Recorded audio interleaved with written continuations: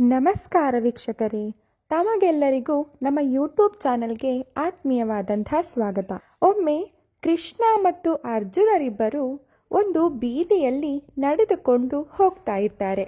ಅದೇ ಬೀದಿಯಲ್ಲಿ ಒಬ್ಬ ಕಡುಬಡವ ಭಿಕ್ಷೆಯನ್ನ ಬೇಡುತ್ತಾ ಕುಳಿತುಕೊಂಡಿರ್ತಾನೆ. ಆಗ ಅರ್ಜುನ ಕೃಷ್ಣನನ್ನ ಕೇಳ್ತಾನೆ, ಯಾಕೆ ಪ್ರಭು ನೀನು ಈ ವ್ಯಕ್ತಿಯನ್ನ ಬಡವನನ್ನಾಗಿ ಮಾಡಿದ್ಯಾ? ಇವನು ತುಂಬ ಕಷ್ಟಪಡ್ತಾ ಇದ್ದಾನಲ್ವಾ? ಒಂದೊತ್ತಿನ ಆಹಾರಕ್ಕೂ ಕೂಡ ನೋಡಿದರೆ ಕಷ್ಟಪಡೋ ಹಾಗೆ ಕಾಣಿಸ್ತಾ ಇದೆ. ಯಾಕೆ ನೀನು ಇವನನ್ನು ಹೀಗೆ ಇಟ್ಟಿದ್ಯಾ ಅಂತ ಅರ್ಜುನ ಕೃಷ್ಣನನ್ನು ಕೇಳ್ತಾನೆ. ಆಗ ಕೃಷ್ಣ ಅರ್ಜುನನ ಮಾತನ್ನು ಕೇಳಿಸಿಕೊಂಡಿದ್ದರೂ ಸಹ ಕೇಳಿಸದವನಂತೆ ಮುಂದೆ ನಡೆಯುತ್ತಾನೆ. ಆಗ ಅರ್ಜುನ ಏನು ಮಾಡ್ತಾನೆ ಅಂತಂದರೆ, ಅವನು ಒಂದು ಚೀಲವನ್ನು ತೆಗೆದುಕೊಂಡು, ಚೀಲ ಅಂದರೆ ಕೈ ಚೀಲ, ಒಂದು ಕೈ ಚೀಲದ ತುಂಬ ಚಿನ್ನದ ನಾಣ್ಯವನ್ನು ಆ ಒಂದು ಭಿಕ್ಷುಕನಿಗೆ ಕೊಡ್ತಾನೆ. ಭಿಕ್ಷುಕನಿಗೆ ಚಿನ್ನದ ನಾಣ್ಯವನ್ನು ಕೊಟ್ಟು, ಇನ್ನು ಮುಂದೆ ಭಿಕ್ಷೆ ಬೇಡಬೇಡಿ, ಈ ಚಿನ್ನದ ನಾಣ್ಯವನ್ನು ಬಳಸಿಕೊಂಡು ಉತ್ತಮವಾದ ಜೀವನವನ್ನು ನಡೆಸಿ ಅಂತ ಹೇಳಿಬಿಟ್ಟು ಅರ್ಜುನ ಕೃಷ್ಣನೊಂದಿಗೆ ಹೆಜ್ಜೆ ಇಡ್ತಾ ಇರ್ತಾನೆ.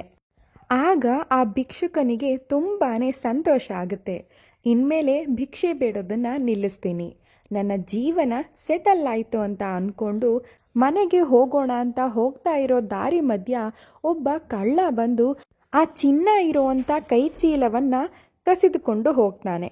ಆಗ ಆ ಭಿಕ್ಷುಕ ಕಣ್ಣೀರಿಡುತ್ತಾ, ಅಯ್ಯೋ ಬಂದ ಅದೃಷ್ಟ ಹಾಗೆ ತಪ್ಪಿ ಹೋಯ್ತಲ್ಲ ಅಂತ ಕಣ್ಣೀರಿಡ್ತಾ ಇಡ್ತಾನೆ. ಮತ್ತೆ ಮರುದಿನ ಬೆಳಿಗ್ಗೆ ಮತ್ತೆ ಭಿಕ್ಷೆ ಬೇಡೋದಕ್ಕೆ ಅದೇ ಜಾಗದಲ್ಲಿ ಬಂದು ಕೂರ್ತಾನೆ. ಮರುದಿನ ಕೂಡ ಆ ಭಿಕ್ಷುಕ ಭಿಕ್ಷೆ ಬೇಡುತ್ತಿರುವಾಗ ಆ ಭಿಕ್ಷುಕನಿಗೆ ಕೃಷ್ಣ ಮತ್ತು ಅರ್ಜುನರು ಮತ್ತೆ ಸಿಗ್ತಾರೆ. ಆಗ ಅರ್ಜುನ ಈ ಭಿಕ್ಷುಕನನ್ನ ನೋಡಿ, ಅಯ್ಯೋ ನಿನ್ನೆ ತಾನೇ ನಿನಗೆ ಅಷ್ಟೆಲ್ಲ ಸಂಪತ್ತನ್ನು ಕೊಟ್ಟೆ, ಆದರೂ ನೀನು ಇವತ್ತ್ಯಾಕೆ ಭಿಕ್ಷೆ ಬೇಡ್ತಾ ಇದೀಯಾ ಅಂತ ಕೇಳಿದಾಗ ಅವನು ನಿನ್ನೆ ನಡೆದ ಘಟನೆಯನ್ನೆಲ್ಲ ವಿವರಿಸ್ತಾನೆ.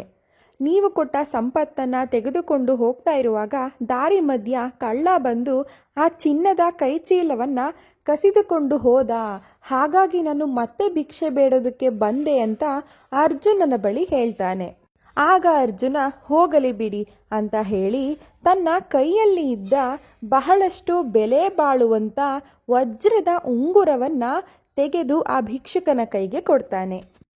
ಈ ಒಂದು ವಜ್ರದ ಉಂಗುರ ಬಹಳಷ್ಟು ಬೆಲೆ ಬಾಳೋದಾಗಿರುತ್ತೆ, ಇದನ್ನು ಇಟ್ಕೊಂಡು ನಿನ್ನ ಜೀವನವನ್ನು ರೂಪಿಸ್ಕೊ ಅಂತ ಅರ್ಜುನ ಹೇಳಿ ಆ ಉಂಗುರವನ್ನು ಕೊಟ್ಟು ಹೋಗ್ತಾನೆ. ನಂತರ ಭಿಕ್ಷುಕ ಮತ್ತೆ ಖುಷಿಯಿಂದ ಈ ವಜ್ರದ ಉಂಗುರವನ್ನು ಮಾರಿಯಾದರೂ ನನ್ನ ಜೀವನವನ್ನು ರೂಪಿಸಿಕೊಳ್ಳೋಣ ಅಂತ ಹೇಳ್ತಾ ಮತ್ತೆ ಖುಷಿಯಾಗಿ ಮನೆಗೆ ತಲುಪ್ತಾನೆ. ಮನೆಯನ್ನು ತಲುಪಿದವನೇ ಆ ವಜ್ರದ ಉಂಗುರವನ್ನು ಯಾರಿಗೂ ಕಾಣದ ಹಾಗೆ ಒಂದು ಮಡಿಕೆಯಲ್ಲಿ ಹಾಕಿ ಬಚ್ಚಿಡ್ತಾನೆ. ಮರುದಿನ ಬೆಳಗ್ಗೆ ಈ ಭಿಕ್ಷುಕ ಏಳುವಷ್ಟರಲ್ಲಿ ಇವನ ಮಡದಿ ಬೆಳಗ್ಗೆರೆ ಹೊರಟು ಮಡಿಕೆಯಲ್ಲಿ ನೀರನ್ನು ತೆಗೆದುಕೊಂಡು ಬರೋಣ ಅಂತ ಆ ಒಂದು ಉಂಗುರವನ್ನು ಬಚ್ಚಿಟ್ಟಿರುತ್ತಾನಲ್ಲ ಅದೇ ಮಡಿಕೆಯನ್ನು ತೆಗೆದುಕೊಂಡು ನೀರನ್ನು ತೆಗೆದುಕೊಂಡು ಬರೋದಕ್ಕೆ ಅಂತ ಕೆರೆಗೆ ಅಥವಾ ನದಿಗೆ ಹೋಗ್ತಾಳೆ. ನೀರು ತುಂಬುವುದಕ್ಕೆ ಮಡಿಕೆಯನ್ನು ಕೆರೆಯಲ್ಲಿ ಮುಳುಗಿಸಿದಾಗ ಆ ವಜ್ರದ ಉಂಗುರ ನೀರಿನಲ್ಲಿ ಸೇರಿಕೊಳ್ಳುತ್ತದೆ. ನಂತರ ನಡೆದ ವಿಷಯವನ್ನ ಪತ್ನಿಯಲ್ಲಿ ತಿಳಿಸಿದಾಗ ಅವಳು ಕೂಡ ದಿಗ್ಭ್ರಮೆಯಾಗುತ್ತಾಳೆ. ಮತ್ತೆ ಆ ಭಿಕ್ಷುಕ ನನ್ನ ಅದೃಷ್ಟವೇ ಸರಿಯಿಲ್ಲ ಅಂತ ಭಾವಿಸಿ ಪುನಃ ಭಿಕ್ಷೆ ಬೇಡುವುದಕ್ಕೆ ಹೋಗ್ತಾನೆ. ಸಾಕಷ್ಟು ದಿನಗಳು ಕಳೆದ ನಂತರ ಕೃಷ್ಣ ಮತ್ತು ಅರ್ಜುನರು ಮತ್ತೆ ಸಿಗ್ತಾರೆ. ಆಗ ಅರ್ಜುನ ಭಿಕ್ಷುಕನನ್ನು ಕೇಳ್ತಾನೆ, ನಾನು ಅವತ್ತೇ ನಿನಗೆ ವಜ್ರದ ಉಂಗುರವನ್ನು ಕೊಟ್ಟೆ, ನೀನು ಮತ್ತೆ ಯಾಕೆ ಭಿಕ್ಷೆಯನ್ನು ಬೇಡ್ತಾ ಇದೀಯಾ ಅಂತ ಕೇಳ್ತಾನೆ. ಆಗ ಭಿಕ್ಷುಕ ನಡೆದ ಘಟನೆಯನ್ನೆಲ್ಲ ವಿವರಿಸುತ್ತಾನೆ. ಹೌದಾ, ಹಾಗಿದ್ದರೆ ಈಗ ನನ್ನ ಬಳಿ ನಿನಗೆ ಕೊಡಲು ಏನೂ ಇಲ್ಲ, ಇರುವುದು ಕೇವಲ ಎರಡು ನಾಣ್ಯಗಳು ಮಾತ್ರ ಅಂತ ಹೇಳಿ ಆ 2 ನಾಣ್ಯಗಳನ್ನು ಭಿಕ್ಷುಕನ ಕೈಗೆ ಕೊಟ್ಟು ಮುಂದೆ ಕೃಷ್ಣನೊಂದಿಗೆ ತೆರಳುತ್ತಾನೆ. ಆಗ ಭಿಕ್ಷುಕ ಆ 2 ನಾಣ್ಯಗಳನ್ನು ತೆಗೆದುಕೊಂಡು, ವಜ್ರದ ಉಂಗುರವಾಗಿದ್ದರೆ, ಚಿನ್ನವಾಗಿದ್ದರೆ ನನ್ನ ಜೀವನ ಸೆಟಲ್ ಆಗುತ್ತಿತ್ತು, ಆದರೆ ಈ 2 ನಾಣ್ಯಗಳನ್ನು ಇಟ್ಟುಕೊಂಡು ನಾನು ಏನು ಮಾಡಲಿ ಅಂತ ಹೇಳ್ತಾ ಹೀಗೆ ನಡೆದುಕೊಂಡು ಹೋಗ್ತಾ ಇರಬೇಕಾದ್ರೆ ಎದುರುಗಡೆ ಮೀನು ಮಾರಿಕೊಂಡು ಒಬ್ಬ ವ್ಯಕ್ತಿ ಬರ್ತಾ ಇರ್ತಾನೆ. ಅದರಲ್ಲಿ ಒಂದು ಮೀನು ಇನ್ನು ಜೀವಂತವಾಗಿರುತ್ತದೆ. ಸಾವು ಬದುಕಿನ ನಡುವೆ ಹೋರಾಡ್ತಾ ಇರುತ್ತೆ. ಆಗ ಆ ಎರಡು ನಾಣ್ಯಗಳನ್ನು ಮೀನುಗಾರನಿಗೆ ಕೊಟ್ಟು ಜೀವಂತವಾಗಿದ್ದಂಥ ಮೀನನ್ನು ಕೊಂಡುಕೊಳ್ತಾನೆ.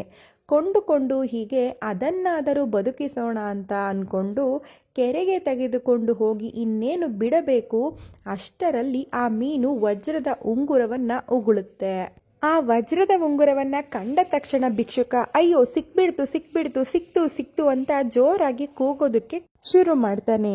ಆಗ ಅಲ್ಲೇ ಇದ್ದಂಥ ಕಳ್ಳ ಅಂದರೆ ಇವನ ಚಿನ್ನದ ಕೈಚೀಲವನ್ನು ಕದ್ದಂತಹ ಕಳ್ಳ ಜೋರಾಗಿ ಕೂಗ್ತಾ ಇರೋದನ್ನು ನೋಡಿಬಿಟ್ಟು ಯಾರಿಗೂ ಹೇಳಬೇಡಿ, ನನ್ನ ಮರ್ಯಾದೆ ತೆಗೆಯಬೇಡಿ, ನಿಮ್ಮ ಕೈಚೀಲವನ್ನು ನಿಮಗೆ ಹಿಂತಿರುಗಿಸುತ್ತೇನೆ ಅಂತ ಹೇಳಿ ಚಿನ್ನದ ಕೈಚೀಲವನ್ನು ಹಿಂದಿರುಗಿಸುತ್ತಾನೆ. ದೂರದಿಂದ ಇದನ್ನೆಲ್ಲ ನೋಡಿದಂತಹ ಅರ್ಜುನ ಕೃಷ್ಣನಲ್ಲಿ ಹೇಳ್ತಾನೆ, ಏನ್ ಪ್ರಭು ಇದು ನಿಮ್ಮ ಲೀಲೆ ಅಂತ. ಮೊದಲು ಎಲ್ಲವನ್ನೂ ಕೊಟ್ಟೆ, ನಂತರ ಎಲ್ಲವನ್ನೂ ಕಿತ್ಕೊಂಡೆ, ಈಗ ಮತ್ತೆ ವಾಪಸ್ ಕೊಟ್ಟಿದ್ದೀರಾ ಅಂತ ಕೇಳಿದಾಗ ಕೃಷ್ಣ ಮಧುರವಾಗಿ ಉತ್ತರಿಸ್ತಾನೆ. ಮೊದಲು ನೀನು ಚಿನ್ನವನ್ನ ಕೊಟ್ಟಾಗ ಅವನು ತನ್ನ ಬಗ್ಗೆ ಯೋಚಿಸ್ದ, ನಂತರ ನೀನು ವಜ್ರವನ್ನು ಕೊಟ್ಟಾಗ ಕೂಡ ಅವನು ತನ್ನ ಬಗ್ಗೆನೇ ಯೋಚಿಸ್ದ. ಆದರೆ ಯಾವಾಗ ನೀನು ಎರಡು ಬಿಡಿಗಾಸು ನಾಣ್ಯವನ್ನು ಕೊಟ್ಟ್ಯೋ ಆಗ ಅವನು ತನ್ನ ಬಗ್ಗೆ ಯೋಚಿಸುವುದನ್ನು ಬಿಟ್ಟು ಮತ್ತೊಬ್ಬರ ಬಗ್ಗೆ ಯೋಚಿಸೋಕೆ ಶುರು ಮಾಡ್ದ. ಯಾವಾಗ ಅವನು ಇನ್ನೊಬ್ಬರ ಬಗ್ಗೆ ಯೋಚಿಸಿದ್ನೋ ಆಗ ನಾನು ಅವನ ಬಗ್ಗೆ ಯೋಚಿಸಿದೆ ಅಂತ ಕೃಷ್ಣ ಅರ್ಜುನನ ಜೊತೆ ಹೇಳ್ತಾನೆ. ಸೊ ಯೋಚನೆ ಮಾಡಿ, ನಾವು ಆಗಾಗ ಹೇಳ್ತಾ ಇರ್ತೀವಿ, ದೇವರು ಯಾಕೆ ಕಂಡುಬಿಡ್ತಿಲ್ಲ, ನಮ್ಮ ಕಡೆ ಯಾಕೆ ನೋಡ್ತಾ ಇಲ್ಲ, ನಮಗೆ ಯಾಕೆ ಹೀಗೆ ಕಷ್ಟ ಆಗ್ತಿದೆ, ಇಷ್ಟೆಲ್ಲ ಕಷ್ಟ ಇದ್ರೂ ದೇವರು ನಮ್ಮ ಸಹಾಯಕ್ಕೆ ಯಾಕೆ ಬರ್ತಾ ಇಲ್ಲ ಅಂತ. ಯಾಕಂದರೆ ನಾವು ಸ್ವಾರ್ಥಿಗಳಾಗಿರ್ತೀವಿ.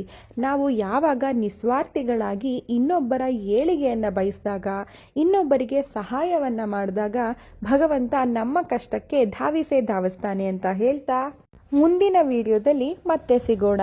ಧನ್ಯವಾದಗಳು. ನೀವಿನ್ನು ನಮ್ಮ ಚಾನಲ್ನ ಸಬ್ಸ್ಕ್ರೈಬ್ ಆಗಿಲ್ಲ ಅಂದರೆ ಈ ಕೂಡಲೇ ಸಬ್ಸ್ಕ್ರೈಬ್ ಆಗಿ, ಪಕ್ಕದಲ್ಲೇ ಕಾಣುವಂತಹ ಬೆಲ್ ಐಕಾನನ್ನು ಕೂಡ ಕ್ಲಿಕ್ ಮಾಡಿ. ವಿಡಿಯೋ ಇಷ್ಟವಾಗಿದ್ದಲ್ಲಿ ಲೈಕ್ ಮಾಡಿ ಹಾಗೂ ಶೇರ್ ಮಾಡಿ. ಧನ್ಯವಾದಗಳು.